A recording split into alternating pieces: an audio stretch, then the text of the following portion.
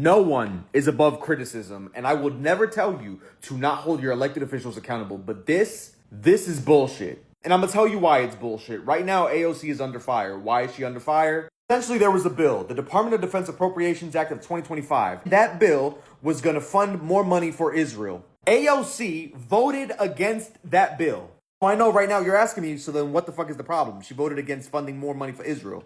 Oh, but before you actually vote on the bill, different members of the House can propose amendments. And so Marjorie Taylor Greene, the same MAGA Republican that said Jewish space lasers caused the wildfires in California, her amendment was only to cut $500 million from defensive missiles for Israel. AOC was one of the 422 people that voted no, which people then took to mean that she's now supporting Israel unconditionally. Supposedly, people on the left did this. AOC also came out with a statement responding, Marjorie Taylor Greene's amendment does nothing to cut off offensive aid to Israel nor end the flow of U.S. munitions being used in Gaza. Of course I voted against it. What her amendment does do is cut off defensive Iron Dome capacities while allowing the actual bombs killing Palestinians to continue.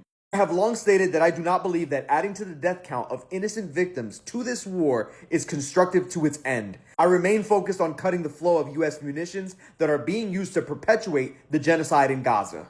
Now, this for me is pretty straightforward and clear. The fact that she doesn't want innocent civilians and lives to die in a pointless war on either side to preserve human life, that's the real pro-life position.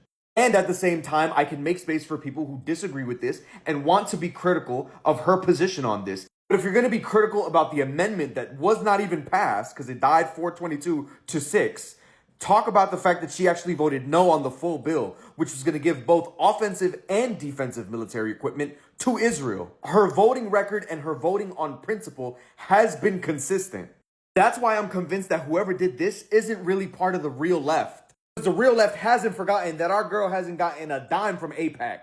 She was also one of the first in Congress to even call it a genocide in Gaza and ethnic cleansing. And I want y'all to understand when the distractions come the most. This comes at a time when AOC's political power has been at the forefront of everybody's mind. She endorsed Mamdani, who then ended up becoming the Democratic primary winner in the New York City mayoral race. AOC also endorsed Adelita Grijalva, who was another progressive who was running in Arizona. That's two huge wins for progressives in different parts of the country with completely different electorates.